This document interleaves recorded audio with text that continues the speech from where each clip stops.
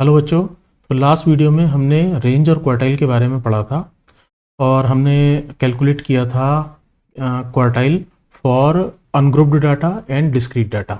ठीक है, तो अब हम उसको आगे बढ़ाते हैं अपने डिस्कशन को और आज हम पहले कैलकुलेट करेंगे क्वार्टाइल फॉर ग्रुप्ड डाटा। ठीक है, और फिर उसके आगे और भी कुछ टॉपिक्स पढ़ेंगे। ठीक है, चलिए अपना वीडियो स्टार्ट करते हैं।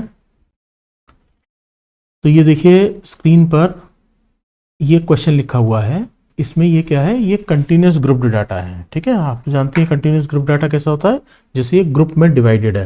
जैसे अगर आप इस टेबल को देखें तो ये टेबल किस तरह से डिवाइडेड है कि ये क्वेश्चन क्या है, the following table gives information regarding weekly income of labourers. ठीक है, कुछ लेबरर्स हैं उनकी वीकली इनकम ये आपको गिवन है। किस तरह से गिवन है, इसकी फर्स्ट रो देखिए तो इनकम, जैसे इसको देखिए 600 to 700 रुपीज़, ये वीकली इनकम है कितने वर्कर्स की, 40 की। इसी तरह से 700 to 800 कितने की है, ये है 68 की। ठीक है, 68 लिखा हुआ है। ठीक, तो इस तरह से ये हमें इंफॉर्मेशन गिवन है और इसके लिए हमें क्वार्टाइल डेविएशन कैलकुलेट करना है। ठीक है, तो अब इसका क्वार्टाइल डेविएशन देखिए कैसे कैलकुलेट करेंगे। तो पहले तो हम एक टेबल बना लेते हैं इसके लिए। वो टेबल ऐसे देखिए कैसे बनाएंगे। पहले तो हो गई ये वीकली इनकम, एक कॉलम तो हो गया इसका वीकली इनकम। ठीक है, दूसरा हम बना लेते हैं फ्रीक्वेंसी, इसे हमने कह दिया फ्रीक्वेंसी, फ्रीक्वेंसी मतलब नंबर ऑफ लेबरर्स। और थर्ड हो गया हमारा क्यूमुलेटिव फ्रीक्वेंसी। ठीक है, थर्ड इज क्यूमुलेटिव फ्रीक्वेंसी। तो अब हम ये वैल्यू लिखते हैं। तो ये वैल्यू 600 से लेकर 1300 तक है। ठीक है, और 100 का गैप है, इसको लिख लेते हैं 600 to 700, देन 700 to 800, 800 to 900। ठीक है, अब ये स्टैटिस्टिक्स क्वेश्चन में ऐसे तो हमें ये तो करना ही पड़ता है। ठीक है, टेबल्स तो बनानी पड़ती हैं। 900 to 1000 and 1000 to 1100, 1100 to 1200 and 1200 to 1300। ठीक है, ये टेबल फर्स्ट कॉलम हो गया। फिर इनकी फ्रीक्वेंसी लिख लेते हैं 40, 68, 86, 40, 68, 86, देन 120 एंड 90।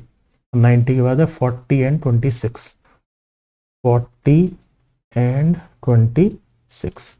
ठीक है, अब इसकी क्यूमुलेटिव फ्रीक्वेंसी कैलकुलेट कर लें। तो क्यूमुलेटिव फ्रीक्वेंसी कैसे कैलकुलेट करते हैं, ये तो हम पढ़ चुके हैं। तो फर्स्ट फ्रीक्वेंसी लिखी 40 और नेक्स्ट फ्रीक्वेंसी को इसमें ऐड करते चले जाइए। तो 40 + 68 इज 108। ठीक है, 108 + 86 ये आ रही है वैल्यू 194। 194 + 120 इज ये कितना आ गई, 194, इट इज एक मिनट, ये आ गई वैल्यू हमारी 304। ठीक है, एक बार आप कैलकुलेशन चेक कर लीजिएगा, 304 नहीं 14 आएगी ये। ठीक है, 314, देन 314 + 90 इज 404, 404 + 40 इज 444, 444 + 26 इज 470। ठीक है, ये क्यूमुलेटिव फ्रीक्वेंसी आ गई। अब हमने इसका क्योंकि क्वार्टाइल कैलकुलेट करना है तो पहले हम लिखते हैं अच्छा इसके लिए हम सिग्मा एफ आई या एन की वैल्यू लिख लें। ठीक है, हमारा जो होता है, ठीक है, उसे कैपिटल एन भी लिखते हैं, कई बार स्मॉल एन भी लिख देते हैं। तो ये होती है वैल्यू सिग्मा एफ आई और ये फाइनल क्यूमुलेटिव फ्रीक्वेंसी के बराबर होगी, 470 आ गई वैल्यू। ठीक, अब क्या करेंगे, अब हमें क्वार्टाइल कैलकुलेट करना है। तो देखिए कैलकुलेट क्या करना है, पहले समझिए क्वार्टाइल डेविएशन। तो क्वार्टाइल डेविएशन क्या होता है, हम पहले तो Q1 कैलकुलेट करेंगे, ठीक, फिर Q2 कैलकुलेट करेंगे, सॉरी Q3 कैलकुलेट करेंगे और फिर Q3 - Q1 अपॉन 2 ये कैलकुलेट करेंगे।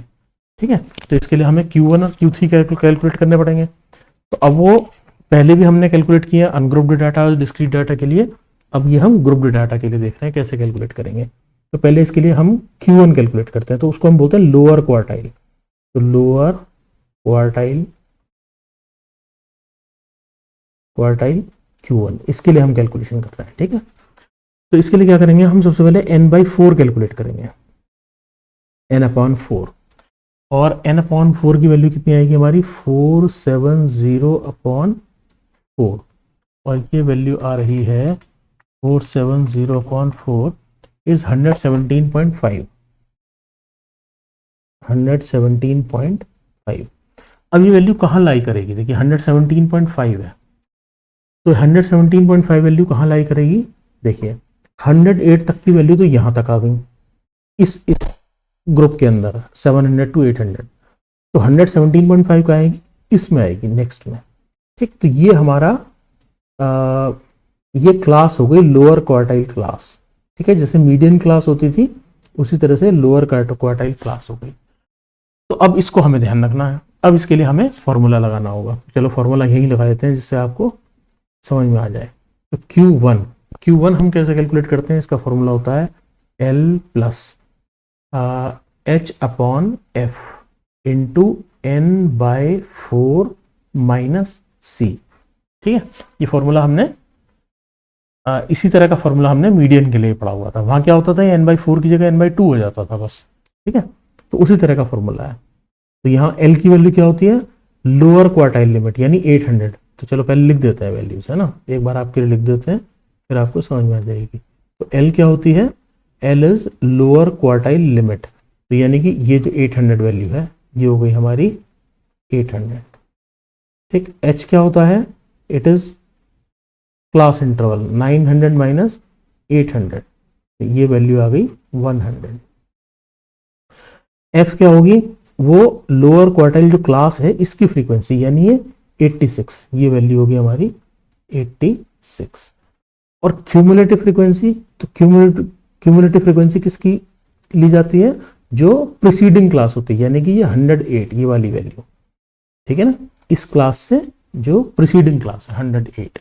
तो अब ये सारी वैल्यूज इसमें रख दीजिए, तो रखिए, तो ये वैल्यू आएगी आपकी Q1 is equal to 800 plus H is 100 upon F is 86 into ये आ गया n/4 हमारा कितना आया था 117.5, ये आया था minus cumulative frequency of preceding class that is 108, ये आ गई।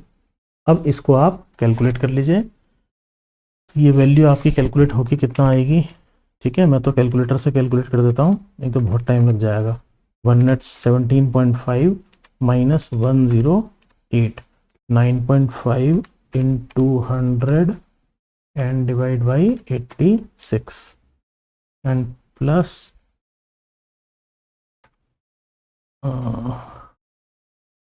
800, यानी ये वैल्यू आ गई हमारी 811।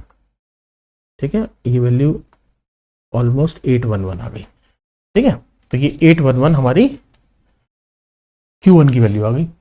ठीक, अब इसी तरह से Q3 कैलकुलेट करेंगे।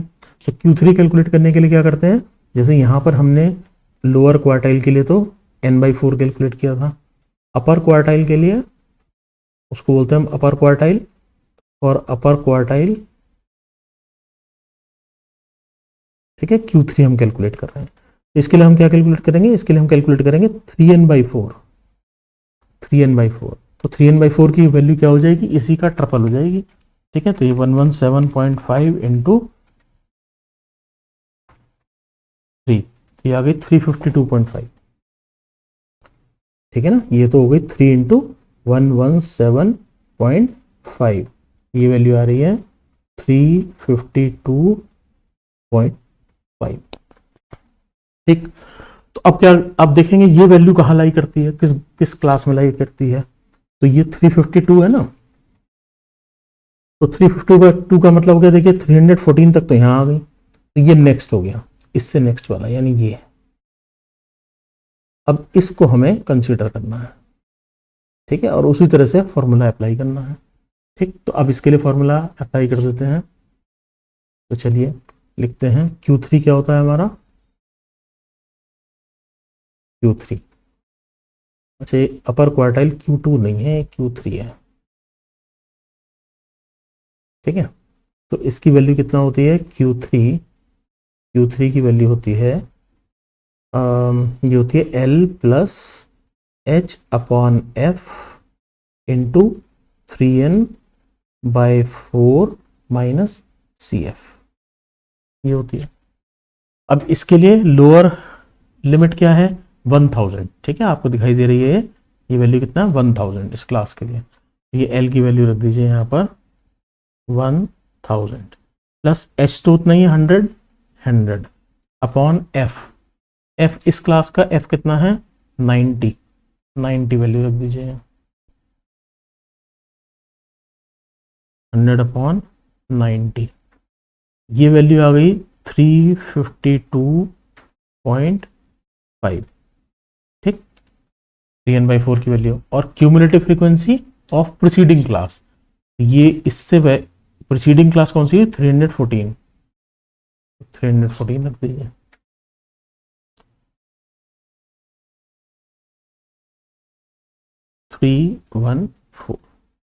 ठीक, इसको सॉल्व कर लेते हैं, तो ये वैल्यू कैलकुलेट होके आ रही है 115.89, ये आ रही है वैल्यू। ठीक है, तो हमारा Q1 आ गया और Q3 भी आ गया। नहीं, 115 ये नहीं आई, गड़बड़ कोई कुछ। ये वैल्यू कितनी आई, Q3 की वैल्यू आ रही है 1042.78, ये आ रही है। ठीक है, ये Q3 की वैल्यू हो गई। तो अब हम क्या कैलकुलेट करेंगे, quartile deviation is equal to Q3 minus Q1 upon 2। Q3 minus Q1 upon 2 की वैल्यू हो गई, ये वैल्यू पुट कर लेंगे आप, ये आ गई 115.89। ठीक है, ये आ गया। ठीक, तो इस तरीके से हम, अगर ग्रुप्ड डाटा होगा तो हम इस तरह से कैलकुलेशन करेंगे। ठीक है, बिल्कुल उसी टाइप की है जैसे आपने मीडियंस में की थी, उसी तरह की बिल्कुल कैलकुलेशन है। ठीक है, तो ये क्वार्टाइल में हमें इतना ही पढ़ना था, ये हमने पढ़ लिया। अब इसके आगे चलते हैं। अब है मीन डेविएशन। तो मीन डेविएशन, सबसे पहले इसकी डेफिनेशन पढ़ लेते हैं। To measure how far the data is scattered about the mean, यानी जो भी मीन वैल्यू है, आप जानते हैं मीन वैल्यू क्या होती है, जो भी हमारा अलजेब्राइक एवरेज होता है। ठीक है, अगर कोई डाटा हमें इस तरह से गिवन है, ये तो बहुत दिन से आप पढ़ते चले आ रहे हैं कि अगर कोई डाटा हमें ऐसे गिवन है x1 x2 x3, ठीक है, इस तरह से वैल्यूज हमें गिवन है। ठीक, और सपोज ये n नंबर ऑफ वैल्यूज है तो xn तक होंगी, और इनका मीन अगर हम सीधे सीधे कैलकुलेट कर लें तो ये कितना होता है, ये सारी जितनी भी x की वैल्यूज हैं इनको हम ऐड कर लेते हैं सिग्मा xi अपॉन n। ठीक है, यानी टोटल नंबर ऑफ ऑब्जर्वेशंस। ठीक हो गया, तो ये x बार की वैल्यू हो गई। तो ये जो, अगर हर वैल्यू में से, जैसे ये x1 वैल्यू है, इसमें से हम x बार को माइनस करें तो ये क्या हो गया, ये इसका मीन डेविएशन हो गया, यानी ये मीन से कितना डिस्टेंस पर है वैल्यू, कितना डिफरेंस है दोनों में। तो x1 माइनस x बार एक वैल्यू हो गई। इसी तरह से x2 जो है वो मीन से कितना डिस्टेंस पर है, तो that is x2 minus x बार। इसी तरह से अगर आप x3 को देखें तो x3 माइनस x बार। इसी तरह से आप सारी वैल्यूज को देख सकते हैं। ठीक है, तो ये जो डेविएशन है, ठीक, इसको हम बोलते हैं मीन डेविएशन। ठीक है, अभी मीन डेविएशन, ये तो अभी मैंने बहुत ही बेसिक चीज आपको बताई है। इसको हम, ये वैल्यू हम कैसे कैलकुलेट करेंगे। अब आप देखिए, ये x1 की वैल्यू होगी वो x बार से ज्यादा भी हो सकती है, कम भी हो सकती है। तो यानी ये वैल्यू जो है x1 माइनस x बार की, ये पॉजिटिव भी हो सकती है, नेगेटिव भी हो सकती है। तो हम इनकी एब्सोल्यूट वैल्यूज कंसीडर करते हैं। ठीक है, एब्सोल्यूट क्यों करते हैं, क्योंकि जब आप इन्हें कैलकुलेशन करेंगे तो इसमें से कुछ वैल्यू पॉजिटिव आ जाएंगी, कुछ नेगेटिव आ जाएंगी, तो सबका सम मिला के 0 हो जाएगा। ठीक है, तो इसलिए हम क्या करते हैं, एब्सोल्यूट वैल्यू कैलकुलेट करते हैं। तो एब्सोल्यूट वैल्यू का क्या मतलब है, हम उसमें मॉड लगा देते हैं, यानी जो भी x की वैल्यू है xi माइनस x बार और इसका मॉड, यानी हमें इसकी पॉजिटिव वैल्यू लेनी है। ठीक है, तो अभी आप आगे और समझ जाएंगे चीजों को। ठीक, तो अब क्या है, मीन डेविएशन अबाउट मीन। अब ये मीन डेविएशन हम दो तरह से कैलकुलेट करते हैं। एक होता है मीन डेविएशन अबाउट मीन, यानी मीन के अबाउट मीन डेविएशन कैलकुलेट करना, और एक होता है mean deviation about median, median के अबाउट मीन डेविएशन कैलकुलेट करना। ठीक है, तो बिल्कुल दोनों एक जैसे से ही हैं और कोई डिफिकल्ट भी नहीं है। अगर आपने पहले की चीज़ें, यानी पहले की चीज़ों से मतलब अगर आपने मीन और मीडियन ध्यान से पढ़े हुए हैं कि मीन कैसे कैलकुलेट करते हैं ग्रुप्ड डाटा के लिए, अनग्रुप्ड डाटा के लिए, ऐसे मीडियन कैसे कैलकुलेट करते हैं ग्रुप्ड डाटा के लिए और अनग्रुप्ड डाटा के लिए, तो आप ये बड़े आराम से कर सकते हैं। अगर आपको याद नहीं है तो आप 10th क्लास वाले पोर्शन में जाके मेरे वीडियोस देखेंगे स्टैटिस्टिक्स के, तो आपको मीन और मीडियन पूरे आराम से समझ में आ जाएंगे। उसको ध्यान से देखिएगा, ठीक है, सब विद एग्जाम्पल वो समझाया हुआ है। तो अब जब अगर आपको मीन कैलकुलेट करना आता है तो बस आपको कुछ नहीं करना, जो भी x की वैल्यू है उसमें से x बार को माइनस करिए, मीन को माइनस करिए और n से टोटल नंबर ऑफ ऑब्जर्वेशन से डिवाइड कर दीजिए। इसी तरह से जो x की वैल्यू है उसको उसमें से मीडियन को माइनस करिए, जो मीडियन आपका कैलकुलेट हो गया है, मीडियन तो हमें कैलकुलेट करना आता है, ठीक है, और उसे n से डिवाइड कर दीजिए, एब्सोल्यूट वैल्यू सबके सबमिशन लेके, ठीक है, और डिवाइड कर दीजिए। तो ये हो गया फॉर अनग्रुप्ड डाटा। ठीक, अगर आपको थोड़ा बहुत भी डाउट है तो अभी इस क्वेश्चन से आपको एकदम क्लियर हो जाएगा। आप देखिए ये फर्स्ट क्वेश्चन हम लिख रहे हैं, ये क्या है, find the mean deviation about mean for the following series. ये हमें एक अनग्रुप्ड डाटा दे रखा है, ठीक है ना, ऐसा रॉ डाटा है, देखो आप किस तरह से लिखा हुआ है, ना कोई सीक्वेंस है ना कुछ है, ठीक है, तो ऐसे लिखा हुआ है। तो इसका हमें क्या कैलकुलेट करना है, इसका mean deviation about mean calculate करना है। ठीक है, तो मीन डेविएशन जो नई चीज आप पढ़ रहे हैं वो मीन डेविएशन है, तो आप उससे परेशान होने की जरूरत नहीं है, आप पहले तो मीन कैलकुलेट करिए। तो मीन कैलकुलेट करने के लिए क्या करेंगे, हम सारा जितना डाटा है सबका सम कर लीजिए और नंबर ऑफ ऑब्जर्वेशन से डिवाइड कर दीजिए। ठीक है, तो ऐसा करने से पहले हम ऐसा करते हैं, वैसे तो मीन तो हम बिना उसके भी कैलकुलेट कर सकते हैं, लेकिन फिर भी हम इसे एक बार सीक्वेंस में लिख लेते हैं। तो चलो सीक्वेंस में लिखते हैं।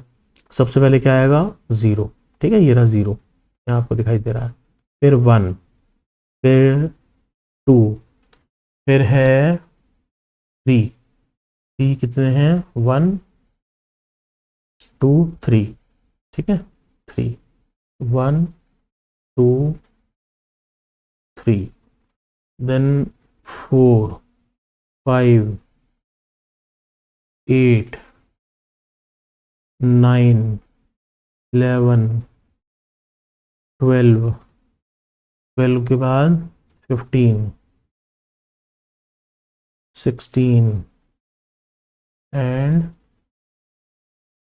17, 17 कितने हैं, 2 हैं, 17 2 हैं, 1 2 3 3 है, 17, 17 के बाद 18, 18 के बाद 19 एंड 20।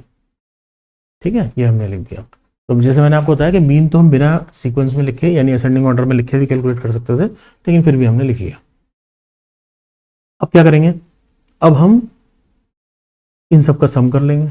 तो ये नंबर ऑफ ऑब्जर्वेशंस कितनी है, पहले तो काउंट कर लेते हैं, 1 2 3 4 5 6 7 8 9 10 11 12 13 14 15 16 17 18 19 20, 20 ऑब्जर्वेशंस है। ठीक है, तो n की वैल्यू एक तो 20 हो गई, ये लिख लेते हैं। अब हम सिग्मा एक्स आई कैलकुलेट करते हैं।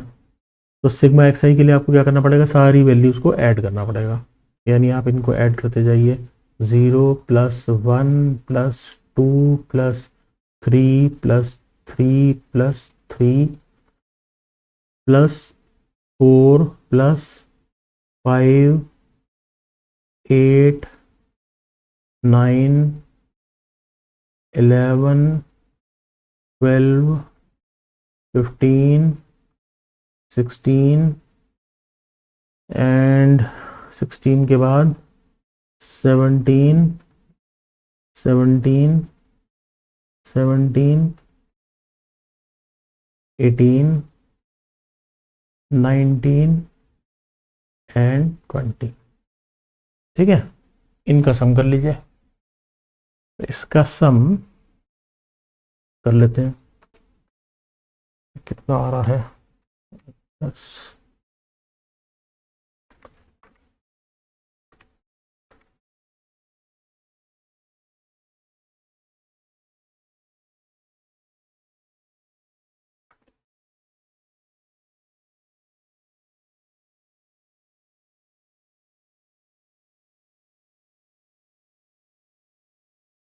200। ठीक है, इनका सम आ गया 200, ये हो गया 200। यहां से एक्स बार कैलकुलेट कर लें, X bar is equal to sigma X I upon N. ये आ गई वैल्यू 200 और एन की वैल्यू थी 20, इट इज इक्वल टू 10। ठीक है, एक्स बार की वैल्यू 10 आ गई। अब हमें क्या करना पड़ेगा, अब हमें हर ऑब्जर्वेशन के लिए x I minus X bar calculate करना पड़ेगा, यानी हमें कैलकुलेट करना होगा x I minus X bar. ठीक है, हर ऑब्जर्वेशन के लिए, और इनका फिर सम लेना पड़ेगा, ये करना पड़ेगा हमें।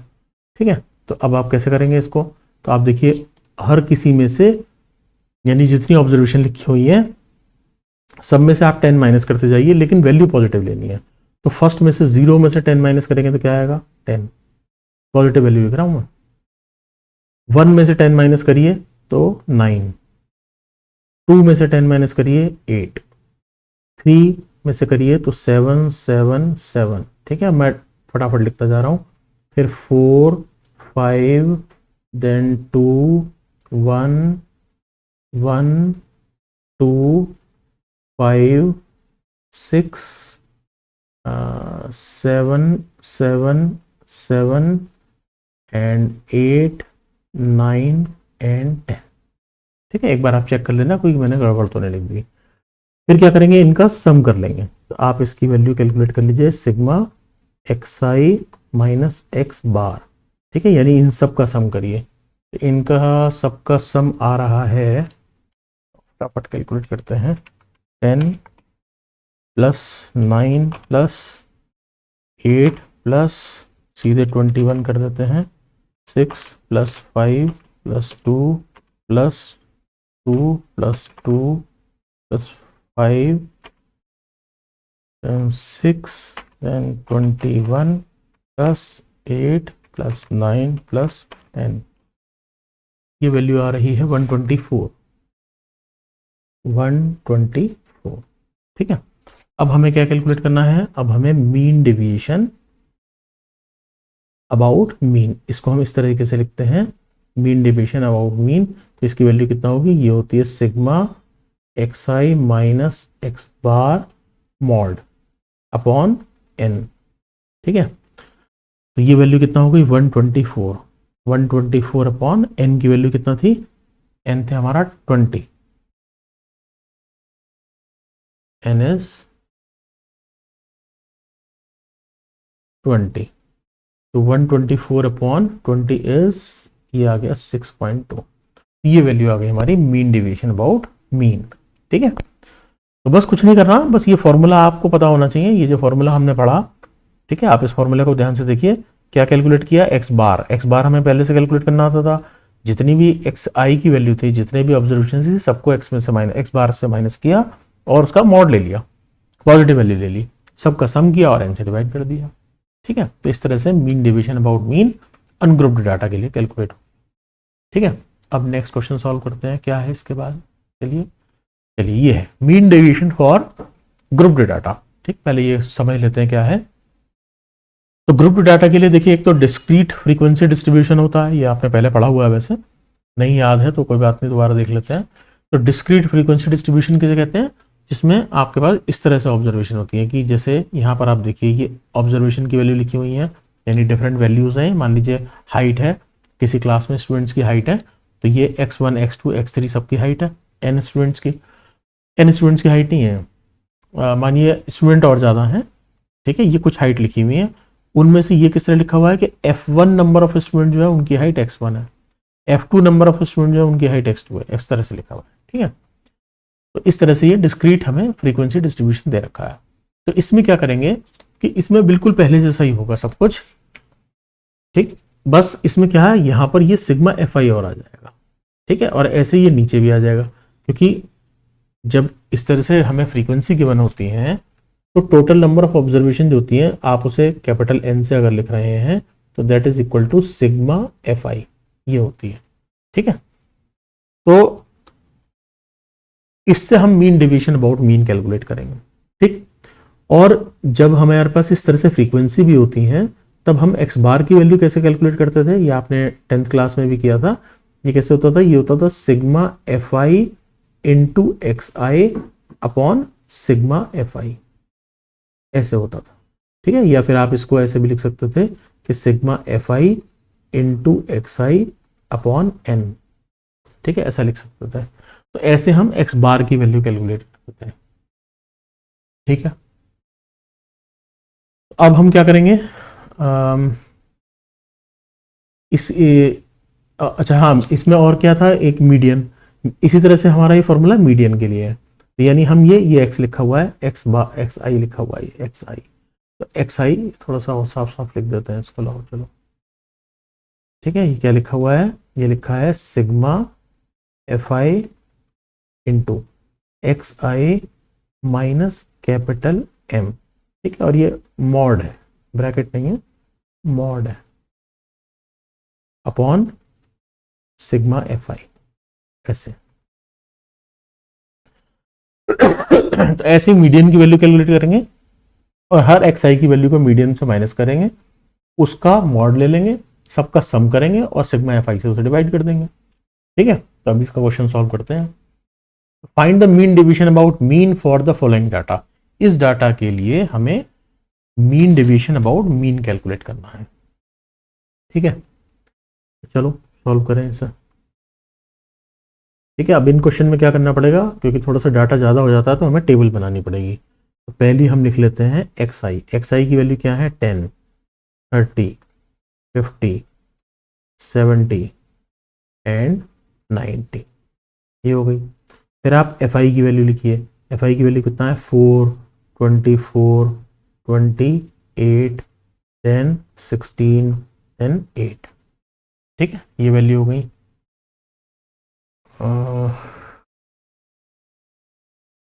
ठीक है, और हमें क्या कैलकुलेट करना है, हमें mean division about mean calculate करना है। तो इसके लिए फिर हमें क्या करना पड़ता है, क्योंकि हमें देखिए क्या लिखना पड़ेगा, मैंने आपको बताया ना कि हमें ये चाहिए होगा sigma F I into X I. तो पहले तो इसकी वैल्यू लिख लें, तो ये क्या होगी, F I into X I.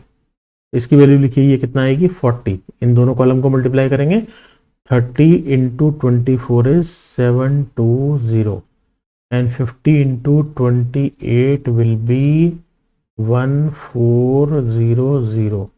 17 into 6 is 1120 and ये आ गया 720।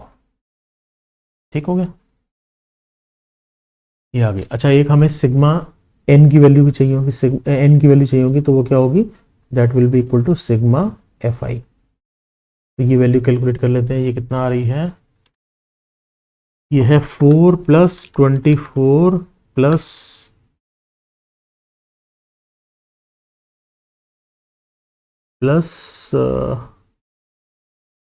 16 प्लस 8, ये वैल्यू आ रही है 80। ठीक है, ये हो गया 80।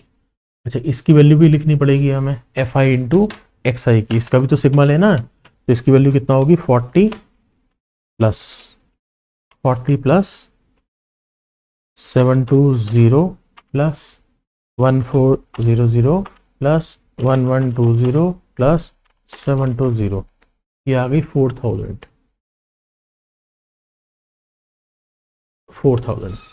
ठीक है, और हमें क्योंकि mean division about mean calculate करना है, यानी हमें एक्स आई माइनस एक्स बार भी कैलकुलेट करना पड़ेगा। ठीक है, और उसकी वैल्यू तब कर पाएंगे जब हमारे पास एक्स बार आ जाएगा। ठीक है, और फिर हमें एक वैल्यू चाहिए होगी F I into X I minus X bar, ये भी चाहिए होगा। ठीक, तो अब हम पहले सबसे पहले एक्स बार कैलकुलेट कर लेते हैं। तो एक्स बार कैसे कैलकुलेट होगा, एक्स बार का फॉर्मूला मैंने आपको बताया था, क्या था, sigma F I into X I upon sigma F I या एन। तो sigma F I into X I की वैल्यू कितनी आ रही है, 4000, ये आ गई 4000 आपके सामने लिखी हुई है, 4000। ठीक है ना, ये रही वैल्यू। और सिग्मा एफ आई की वैल्यू 80। तो 4 ये आ गया आपका एक्स बार की वैल्यू आई हमारी, कितना आ गई वैल्यू, ठीक है,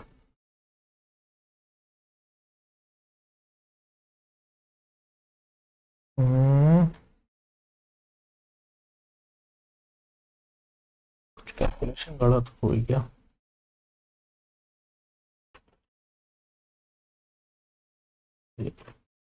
ठीक है, सही है, ये आ गई 50। ठीक है, इसमें थोड़ा सा कैलकुलेशन बहुत ज़्यादा हो जाती है तो थोड़ा ध्यान रखना पड़ता है। ठीक है, तो 50 आ गई वैल्यू हमारी एक्स बार की। अब एक्स बार की वैल्यू 50 आई तो इसमें से सब में से जितने भी एक्स आई है, ये एक्स आई आपके सामने, ये फर्स्ट वाला कॉलम है, इसमें से यानी 50 से डिफरेंस लेना है। ये वैल्यू कितनी हो गई, क्योंकि पॉजिटिव लिख रहे हैं तो 10 - 50 इज 40 पॉजिटिव। ठीक है, मॉड लगा दिया मैंने। ये हो गई वैल्यू 20, ये हो गई 0, it is 20 and this is also 20। ठीक है, ये वैल्यू आ गई। ठीक, अब इसको FI से मल्टीप्लाई कर दें तो ये सेकंड कॉलम से मल्टीप्लाई करना पड़ेगा। ये वैल्यू आ गई 160, फिर 24 इंटू 20 ये आ गई 480, then 0 into this is 0, then next I 20 into 16 ये आ गई 320 और दिस वन विल बी 160। ठीक है, और हमें क्या चाहिए होगा इसका, क्योंकि सिग्मा भी चाहिए होगा, इनका सिग्मा भी कर लेते हैं। ये सिग्मा आएगी 160 प्लस 480 प्लस 320 प्लस 160। ठीक है, आपको ये सारी वैल्यूज जो हैं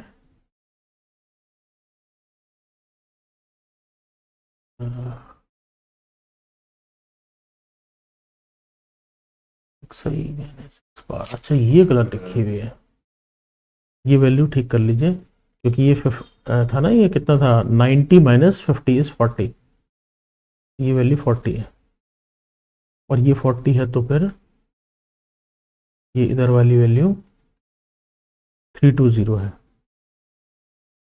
320। ठीक, और ये वैल्यू आएगी 1280। ठीक है, आपको तो ये सारी कैलकुलेशन मैनुअली करनी पड़ेगी, 1280। ठीक, तो ये आ गया हमारा FI into XI minus X bar. ठीक, और हमारा फॉर्मूला क्या है, मीन डेविएशन अबाउट मीन। इसका फॉर्मूला था सिग्मा, यहाँ क्योंकि FI से मल्टीप्लाई हो जाता है तो होता है XI minus X bar upon sigma FI, ये था। तो इसको, ये वैल्यू हमने सीधे सीधे ऊपर कैलकुलेट कर ली तो 1280 आ गई, और सिग्मा FI की वैल्यू जो थी वो हमारी 80 थी। ये कैलकुलेट कर लीजिए, 1280 डिवाइड बाई 80, ये वैल्यू आ रही है हमारी 16। ठीक है, तो ये हमने जो डिस्क्रीट डाटा है उसके लिए हमने ये कैलकुलेशन कर ली। ठीक, तो मैं समझता हूँ कि ये आपको समझ में आ गया होगा। ठीक है, अब हम सारी चीज़ें एक ही साथ नहीं पढ़ रहे। ठीक है, एक एक करके पढ़ेंगे, क्योंकि फिर अदरवाइज आपको कन्फ्यूज़न हो जाएगा। ठीक है, तो इसलिए हम एक एक करके वीडियो अपलोड करेंगे। ठीक, तो मैं समझता हूँ इतना आप समझ गए होंगे। ठीक है, इसको पढ़िए, ध्यान से पढ़िए, एक बार रिवाइज कर लीजिए, इन क्वेश्चंस को सॉल्व कर लीजिए, तो मैं समझता हूँ कि ये आपको क्लियर हो जाएगा। ठीक है, अभी हम इसको कंटिन्यू रखेंगे, क्योंकि मैंने आपको बताया कि चैप्टर बहुत लेंथी है। ठीक, तो इसको ध्यान से पढ़ते रहिए। तो अगर ये वीडियो आपको पसंद आई है तो इसको लाइक करिए, शेयर करिए, चैनल को सब्सक्राइब करिए। Thank you.